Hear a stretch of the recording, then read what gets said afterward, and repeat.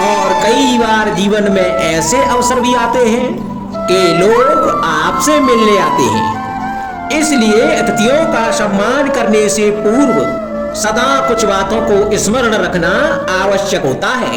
यदि कोई आपसे मिलने आ सकता है तो उसके 3 कारण हो सकते हैं। पहला कारण होता है भाव, दूसरा अभाव और तीसरा प्रभाव। तो जैसा अतिथि उसको वैसा ही सम्मान दें। यदि आपके पास कोई भाव से आया तो उसे केवल आपका प्रेम चाहिए, आपका सानिध्य चाहिए। और यदि कोई अभाव में आया तो उसकी उतनी सहायता अवश्य करें कि जितनी आप करने में सक्षम हो, परंतु उतनी भी ना करें कि वो आपकी सहायता का दुरुपयोग कर बैठे। और यदि कोई प्रभाव में आया तो स्वयं पर अभिमान ना करें, क्योंकि जीवन में कभी ना कभी आप भी भाव अभाव प्रभाव के चक्रव्यूह में फंस सकते हैं।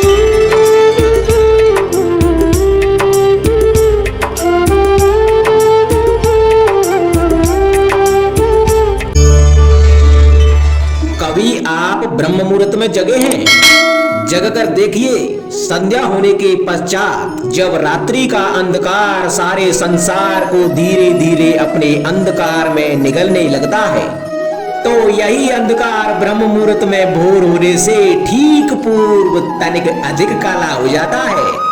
कुछ समझे, हमारा जीवन भी कुछ ऐसा ही होता है। जब हमारे जीवन की समस्याएं कठिनाई अपने अंत पर होती हैं, तो यही समस्याएं कठिनाई एक भीषण रूप लेकर हमारे समक्ष खड़ी हो जाती हैं। और ऐसी परिस्थितियों में अधिकतर लोग हार मान जाते हैं, भय खा जाते हैं। परंतु ऐसी स्थिति में आप हार ना माने, भय ना खाएं, दृढ़ रहें, निरंतर आगे बढ़ते रहें। तो प्रकाश के रूप में हमारा स्वागत करने के लिए सूर्य उदय सदा हमारे समक्ष प्रस्तुत रहेगा।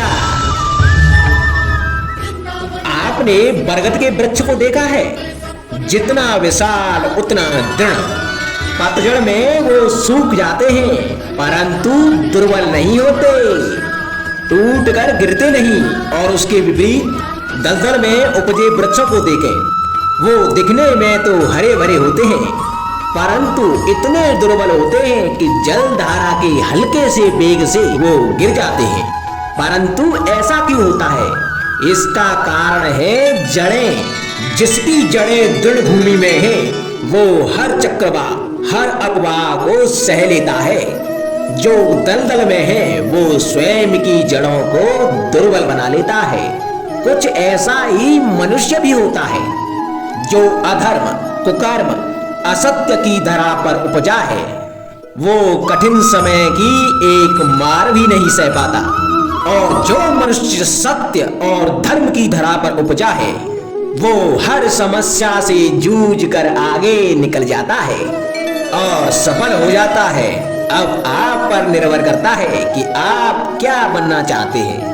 हमारे जीवन में मित्र और शत्रु बड़ा ही महत्व रखते हैं। यदि गंभीरता से सोचा जाए तो ऐसा कोई क्षण नहीं जब हम अपने मित्रों के बारे में ना सोचते हों या फिर शत्रुओं के बारे में। हमारा हर कार्य या तो हमारे मित्रों के हित के लिए होता है या फिर हमारे शत्रुओं के अहित के लिए।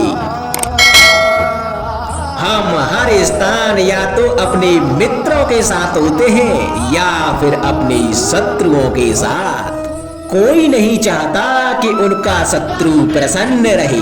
संसार में हर कोई अपने शत्रु को नष्ट कर देना चाहता है और ऐसा करने के लिए वो हर संभव प्रयास करता है। उसे आर्थिक, मानसिक और शारीरिक हानि पहुंचाने का प्रयास करता है।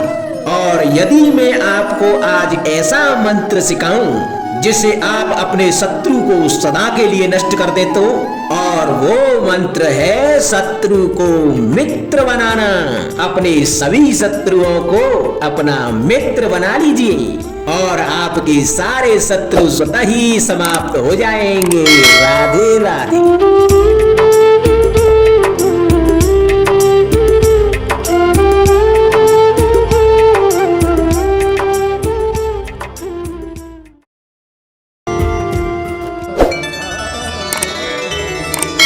संगति या साथ, मित्र और साथी मनुष्य के व्यक्तित्व के लिए सबसे महत्वपूर्ण होते हैं।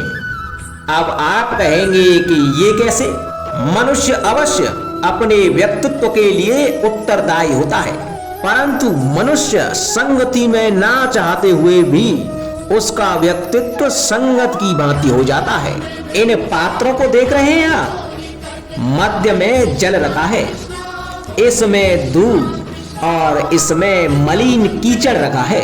यदि मैं इस जल को दूध में मिलाता हूं तो यह जल दूध बन जाता है, और यदि इसी जल को इस मलिन कीचड़ में मिलाता हूं तो यह जल या मलिन कीचड़ में परिवर्तित हो जाता है। हाँ, ऐसी कोई युक्ति नहीं कि जल बिना घुले मिले दूध या कीचड़ में अपना अस्तित्व बनाए रखे या इनसे अलग बना रहे। और ठीक ऐसा ही मनुष्य के जीवन में भी होता है कि यदि एक गुणहीन व्यक्ति गुणवानों की संगत में बैठे तो उसे भी गुणवान समझा जाता है, सम्मान का पात्र समझा जाता है। और यदि एक गुणवान व्यक्ति गुणहीनों की संगत में बैठे तो उसे भी तिरस्कार मिलता है। इसलिए अपने जीवन में संगति सोच समझकर सावधानी से चुनिएगा। कभी खेत में किसी किसान को खेती करते देखा है? वो उसे सींचता है, जोतता है, पशु पंछियों से खेत की फसल की रक्षा करता है, परंतु एक बात का वो सबसे विशेष ध्यान रखता है कि कहीं खेत में खरपतवार न उग जाए, क्योंकि एक खरपतवार का लान खेत की सारी फसल को नष्ट कर सकता है। ठीक उसी प्रकार यदि वंश की कोई संतान खोटी निकल जाती है तो वह समूचे वंश का सर्वनाश कर देती है। इसीलिए संतान के लालन पालन में ध्यान देना आवश्यक होता है, क्योंकि संतान वो फसल होती है जो वंश की आने वाली पीढ़ी को महान बना सकती है या फिर वंश का पतन भी कर सकती है। मनुष्य के जीवन में संतान का बहुत महत्व है। उस संतान के लिए वो कितने कष्ट सहता है, उसे पालता है, पोषता है, और यदि यही संतान उसके संताप का कारण बन जाए तो क्या ये उसका दोष है? अधिकतर ये दोष हमारे लालन पालन का होता है। बचपन में बालक के हठ को मानकर हमें आनंद की अनुभूति अवश्य होती है, परंतु धीरे धीरे अपने बालक के हठ को मानकर उसके हठ के दास हो जाते हैं। एक हड्डी उद्दंड और असंस्कारी संतान उस सूखे वृक्ष के समान होती है कि यदि उसमें आग लग जाए तो वो सारे वन को भस्म कर डालती है। और स्मरण रहे, जब उसमें अग्नि लगती है तो वह सबसे पहले स्वयं के घर को ही भस्म करती है। इसलिए जब आवश्यकता हो तो अपनी संतान के हठ का विरोध करें, उसे रोकें, क्योंकि समय रहते ऐसा ना किया गया तो भविष्य में इस समस्या के परिणाम गंभीर हो सकते हैं। प्रतिज्ञा, वचन, ये सब मनुष्य ने समाज को सही दिशा में रखने के लिए बनाए हैं। वो मनुष्य ही क्या जिसके जीवन में नियम ही ना हो, जिनका वो पालन ना करे, परंतु समय के साथ चलने के लिए नियमों को भी बदलना आवश्यक होता है, क्योंकि ये आज का समय ही तो है जो बीत जाने के बाद इतिहास बन जाएगा। यदि आवश्यकता पड़ने पर नियम और प्रतिज्ञा भंग न की जाए, समय की मांग के प्रतिरूप अपनी प्रतिक्रिया ना बदली जाए, तो इतिहास हमें कभी क्षमा नहीं करेगा। आवश्यकता पड़ने पर आपकी तोड़ी हुई एक प्रतिज्ञा, एक बंधन कभी कभी पूरे मानव इतिहास को बड़े विनाश से बचा सकता है। इसलिए नियम, प्रतिज्ञा, वचन कुछ नहीं, कुछ है तो केवल समय, अर्थात जिसके अनुरूप चलने वाला ही सफल हो सकता है।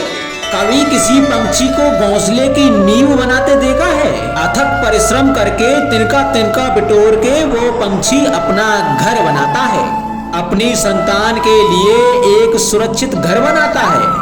और कहीं से तीव्र आंधी आती है, बारिश आती है और उसका घर तिनका तिनका करके बिखर जाता है। फिर वो पंछी रोता नहीं, ना ही विलाप करता है, वो बिना विलंब करे फिर से अपना घोंसला बनाना प्रारंभ कर देता है और सफलता पाता है। फिर हम क्यों छोटी छोटी असफलता से भयभीत होकर परिश्रम करना छोड़ देते हैं? एक बात सदा स्मरण रखना, हर वृक्ष कुल्हाड़ी की एक मार से नीचे नहीं गिरता, हर चट्टान घन के एक प्रहार से नहीं टूटती। सफलता पाने के लिए अनावृत परिश्रम करना मात्र एक मार्ग है। स्वीकरण, सत्य का स्वीकरण मनुष्य के लिए बहुत ही महत्वपूर्ण है। जब तक मनुष्य सत्य को स्वीकार नहीं करता तब तक उसे असत्य से लड़ने की शक्ति प्राप्त नहीं होती।